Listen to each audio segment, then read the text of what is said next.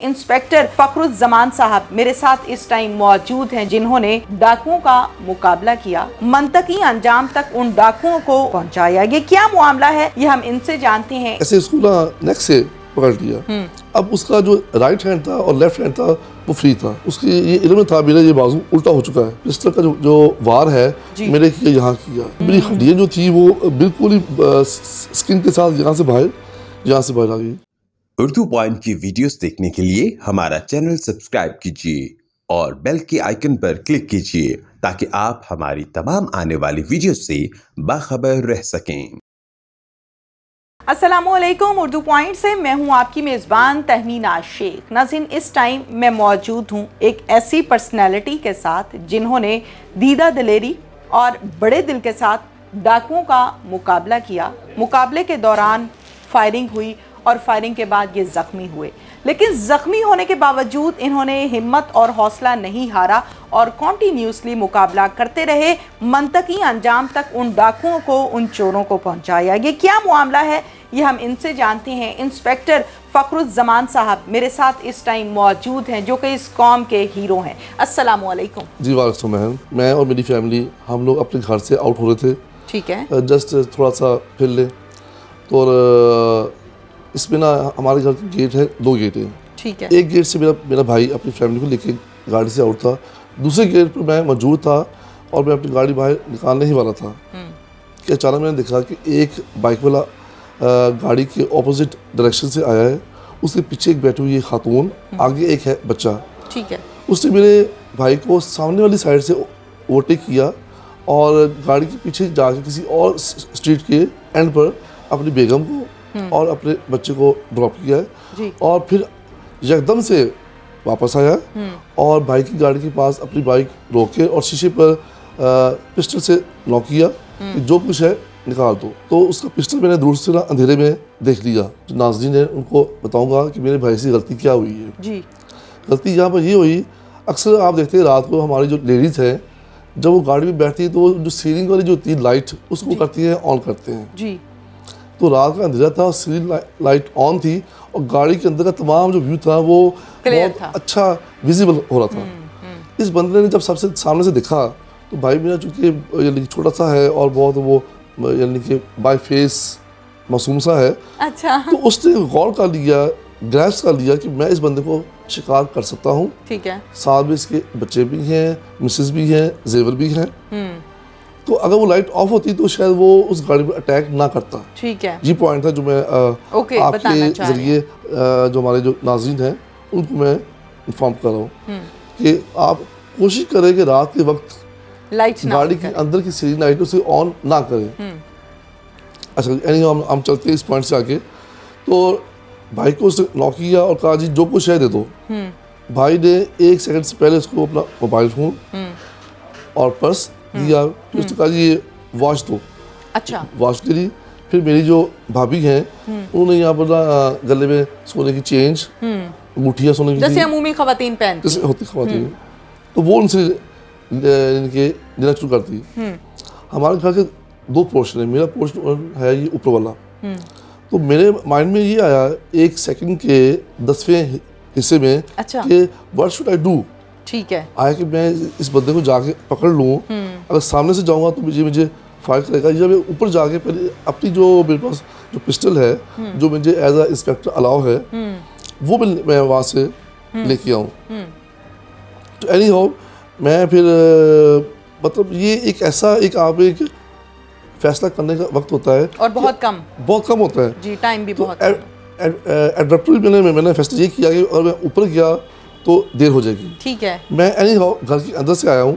Gate 1 और gate 2 के ना जो हमारे अंदर से जो रास्ता है उस रास्ते से आया हूँ और गेट 2 से बाहर आते ही तो वहाँ पर एक ये स्टिक है मेरे वारिस साहब की है। अच्छा। हाँ जी। तो ये स्टिक अक्सर ना घर की ना ये पोर्च में होती है। अच्छा। वारिस साहब जब पोर्च में आते हैं तो इसको यूज़ करते हैं। अच्छा। तो जब मैं पोर्च में आया तो वहाँ पर ये वाली स्टिक थी। तो मैंने ये स्टिक उठाई है और मैंने ऑल ऑफ अ सडन उसमें मैंने अटैक किया है। He was sitting on his bike. Bike उसकी ये जो होती है होंडा 70 थी। ठीक है। Applied for. ठीक है। मैंने ये स्टिक उठाई है और मैंने ऑल ऑफ अ सडन उसमें मैंने अटैक किया है। He was sitting on his bike. Bike उसकी ये जो होती है होंडा 70 थी। ठीक है। Applied for. ठीक है। ठीक है। तो मैंने इस स्टिक से उसके वो 3 वार किए हैं। ठीक है। एक बार लगा उसके सर के ऊपर, एक शोल्डर पर, ओके। और तीसरा शायद उसको लगाए पीछे। ठीक है। उसने ये किया कि बाइक को रेस देकर, बाइक को रेस देकर अगला जो टायर था वो ऊपर कर लिया, जैसे अक्सर देखते हैं वो वन व्हीलिंग जो कर रहे होते हैं। और बाइक का जो था बैक वाला जी जो टायर था उसकी बेस पर उसको बाइक को घुमा के उसने बाइक का अगला टायर मेरे यहाँ पर मारने की ना कोशिश की। मैंने अपना फेस पीछे किया है तो वो जो टायर था वो मेरे यहाँ लगा। ठीक है। एल्बो पर। ठीक है। एल्बो पर वो टायर लगते ही मेरी एल्बो की ये जो जॉइंट है ये डिस्लोकेट हो गया, ये मेरा बाजू जो है ये उल्टा हो गया यहाँ से। अच्छा। तो एट दैट टाइम मेरा ये बाजू नकारा हो चुका था। ठीक है। ऑब्वियसली जब एकदम से हिट हुआ अब मैं सिर्फ एक हाथ से था। ठीक है जी। हाँ जी, इससे पहले भी मेरा एक मुकाबला हुआ था जब मैं कसूर में था जी। तो मेरे इस बाजू में रॉड है। अच्छा। तो मेरा ये जो मेरा जो आर्म है ये इसकी निस्बत ये ज्यादा पावर में होगी, सारे काम इससे करते इससे मैं करता हूँ। ठीक है। ठीक है। और फर्ज किया किसी को मारना भी होना, फर्ज किया अगर कोई ऐसा हो जाए तो मैं इस हाथ में जाए इसका मैं यूज़ करता हूँ। ठीक है। तो वो मुझे अचानक ख्याल आया कि यार अब मैं तो ये हाथ तो मेरा डैमेज हो गया, खराब हो गया, हुआ नहीं। तो फिर मैंने इस हाथ से उसको ना मारना शुरू कर दिया। अच्छा। उसके हाथ में था पिस्टल था। ठीक है। पिस्टल एक होता है उसे बोलते 30 बोर पिस्टल बोलते जी। उससे उसने मुझे मारना शुरू किया तो मुझे, और फिर उसने जब देखा कि ये बंदा आगे से मार ही रहा है तो उसने अपनी बाइक स्पीड देके निकालने की कोशिश की। ठीक है। मैंने एट दैट टाइम अपना जो पाँव था, ये वाला दाएं वाला पाँव था, ये उसके बाइक का जो बैक व्हील है उसके अंदर मैंने डाल दिया कि भाग ना सके, ताकि ये मेरे पाँव से जो होगा सो होगा। ठीक है। ये जो बाइक है ना ये ना जाए यहाँ से। सही सही। क्योंकि वो जो था डाकू जो था इनफैक्ट वो अपनी बाइक को छोड़ना नहीं चाह रहा था। ठीक है। तो बाइक उसकी नहीं थी, बिल्कुल 0 मीटर थी, प्लेटफॉर्म थी। ठीक है। तो उससे पाँव डाला तो वो बाइक थोड़ी सी नीचे को आई है। ओके। साथ ही मेरे भाई ने अपनी गाड़ी भी ना उसकी बाइक के ऊपर डाल दी। ठीक है। उसने नहीं देखा भाई ने कि गाड़ी का कोई नुकसान हो रहा है या क्या है, तो गाड़ी का अगला टायर बाइक के अगले टायर के ऊपर आ गया। ठीक है। जिस वजह से उसकी जो बाइक थी वो तो वहाँ पर स्टक हो गई, दबोची गई। हाँ जी। अब उसने मुझे ना यानी कि पुश किया। ठीक है। जब पुश किया मैं ज़मीन पर गिरा हूँ। ठीक है। जब मैं ज़मीन पर गिरा हूँ तो मैं कहा या अल्लाह तेरी मदद है, मौत तो अब खैर से आ गई। क्योंकि जो डाकू होते हैं ये बहन बहुत डेस्परेट होते हैं। अगर ये किसी वारदात में नाकाम हो जाए तो उनका फिर होता है जी हमने चाहे 2 को मारना है चाहे 3 को मारना है, हमने उस पॉइंट से एग्जिट होना है। ठीक है। तो मैंने कहा जी अब तो या ये फायर मुझे मारेगा या भाई को मारेगा।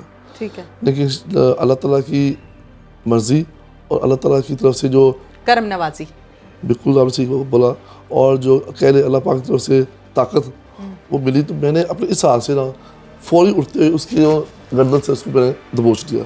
ठीक है।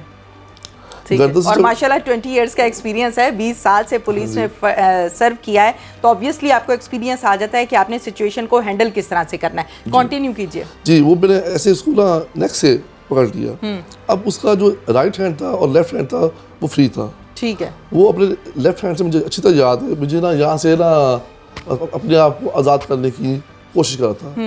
राइट हैंड में उसका था पिस्टल था, उसने पिस्टल से कोई 2-4 फायर इस तरफ ऐसे और ऐसे भी फायर किए। ठीक है। ठीक है। ठीक है। और इसके अलावा उससे जब फायर किए तो मेरी शर्ट उससे जो मैंने पहनी थी वो काफ़ी लूज थी जी। तो उस मेरी शर्ट के आर पार से भी फायर हुआ है यहाँ से।